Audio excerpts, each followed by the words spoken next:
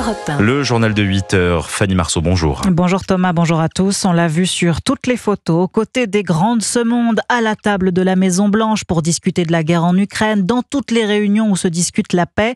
Emmanuel Macron joue l'international français depuis des semaines. Ce matin, dans Paris Match, il s'offre néanmoins une parenthèse nationale. Dans une interview, le chef de l'État défend son bilan et son Premier ministre, auquel il réaffirme un soutien sans faille, Alexis de La Fontaine. Oui, François Bayrou est mon ami et mon compagnon de route. J'espère qu'il restera jusqu'en 2027, assure le chef de l'État. Jamais Emmanuel Macron n'avait eu de mots si tendres pour son Premier ministre. Alors, il appelle les oppositions à la stabilité et à ne pas censurer le gouvernement lors du vote sur le budget au Parlement à la rentrée. En parlant de l'Assemblée nationale, Emmanuel Macron assume à nouveau sa dissolution et ses conséquences, mais il ferme clairement la porte à une nouvelle dissolution. Depuis 8 ans, je suis au pouvoir sans perte de majorité. C'est inédit depuis le général de Gaulle, lance avec fierté le chef de l'État. 2 ans avant la fin de son mandat, Emmanuel Macron commence à défendre son bilan. Le président termine son interview par un avertissement à ses héritiers. Attention à ne pas partir trop tôt. En 2015, pendant que ses concurrents pensaient à la présidentielle, lui allait à Bercy avant de finir à l'Élysée. Alexis de La Fontaine, Emmanuel Macron qui mène par ailleurs un bras de fer avec le Premier ministre israélien. Dans un courrier, Benjamin Netanyahou l'accuse d'alimenter le feu antisémite en France et lui donne jusqu'au 23 septembre pour, je cite, remplacer la faiblesse par l'action. Le 23, date du Nouvel An juif, mais aussi date de la fin de l'Assemblée générale de l'ONU où Emmanuel Macron entend reconnaître l'État de Palestine. Le chef de l'État qui dénonce une analyse du Premier ministre israélien erronée et abjecte. Et cet antisémitisme qui préoccupe tant Benjamin Netanyahou, on en constate un nouvel exemple à Villeurbanne, près de Lyon. Oui, une plaque en hommage aux Justes qui ont caché ou sauvé des Juifs pendant la Seconde Guerre mondiale a été arrachée dans la soirée du 17 août. Le maire de la ville dénonce, je cite, le mariage de la lâcheté et de la bêtise qui doit nous inquiéter et nous mobiliser. Il assure que cette plaque sera réinstallée d'ici la fin de la semaine. Vous écoutez Europe 1 matin, il est 8h03. Jusqu'où peut-on aller sur Internet ? La question se pose après la mort du streamer Jean Portmanov en direct sur la plateforme australienne Kik. Pendant des jours, il avait subi coups et humiliations de la part de ses comparses sous les yeux de milliers d'internautes qui semblaient se délecter de ses souffrances, même de ses cris pourtant insoutenables.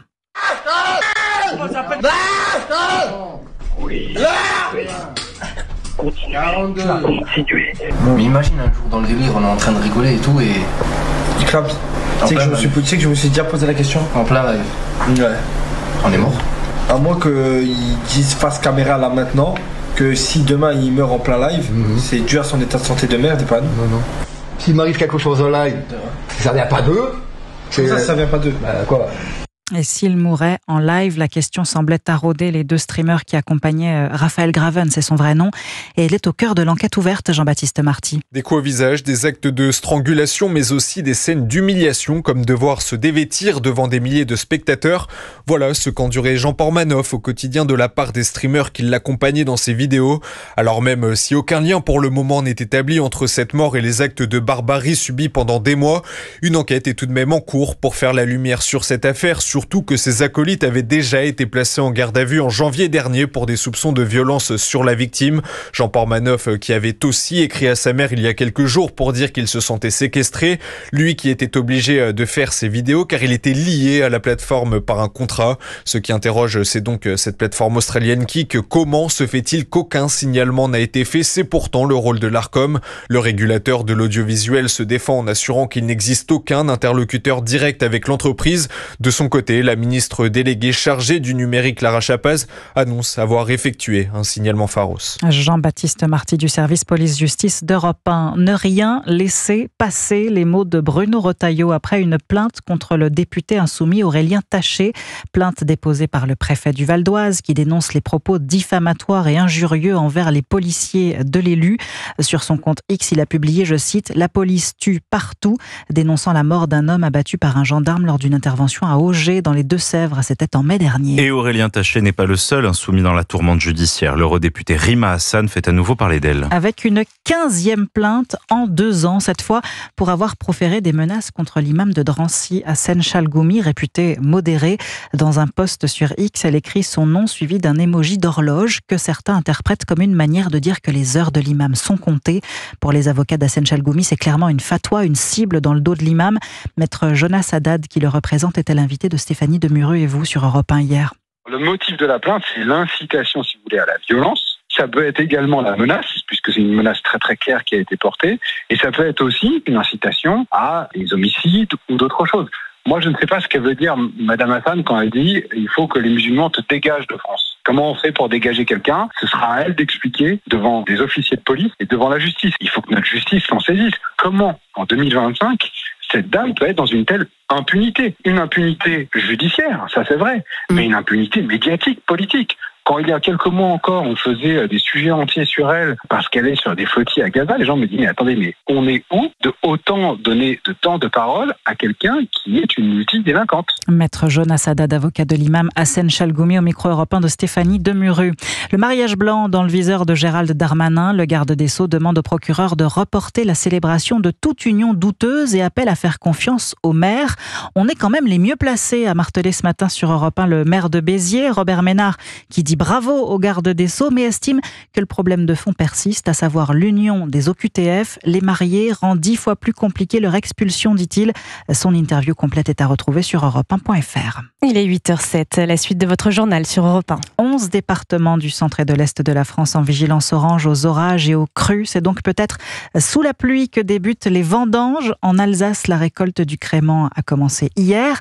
Jamais elle n'avait démarré aussi tôt. Conséquence du réchauffement climatique qui a accéléré le mûrissement des fruits. Reportage près de Colmar du correspondant d'Europe 1, Noé Chaillot. Dans les vignes près de Colmar, les viticulteurs coupent les grappes de raisin avec une semaine d'avance par rapport à l'année dernière. Pierre, vigneron, vendange ses 11 hectares. L'équipe est là, présente, très content de pouvoir nous aider à récolter ce vin. Les raisins sont beaux, les degrés alcooliques sont présents déjà maintenant. Une précocité qui s'explique par le réchauffement climatique.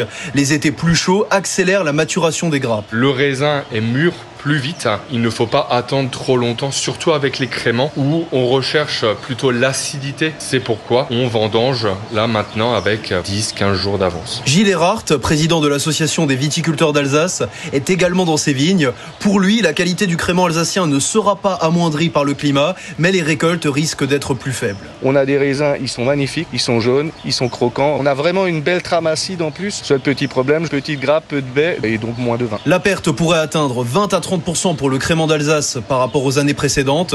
Mais si la météo est pluvieuse d'ici la fin des vendanges, les vignerons pourraient sauver une partie de la récolte. Colmar, Noé Chaillot, Europe 1. La saison de football commence mal à Marseille. Une défaite et 2 joueurs sur la liste des transferts. Et le club annonce vouloir se séparer notamment de l'un de ses meilleurs joueurs après cette défaite 1-0 vendredi à Rennes. Mais ce n'est pas seulement le score décevant des Marseillais qui est en cause, ce sont surtout les tensions qui ont suivi dans les vestiaires, Alexis Bourdon. Oui, 2 joueurs sont invités à partir puisqu'ils ont été placés sur la liste des transferts. L'international français Adrien Rabiot et le jeune anglais Jonathan Rowe ne font plus partie des plans du club marseillais. Dans un communiqué, l'Olympique de Marseille a justifié cette décision par le comportement inadmissible des 2 joueurs. En effet, les 2 hommes en sont venus aux mains après la défaite à Rennes. En ce qui concerne l'international français aux 53 sélections, en plus de cet incident vendredi soir, son manque d'investissement serait pointé du doigt. C'est ce qu'a confié sa mère et agent Véronique Rabiot au quotidien sportif L'Équipe.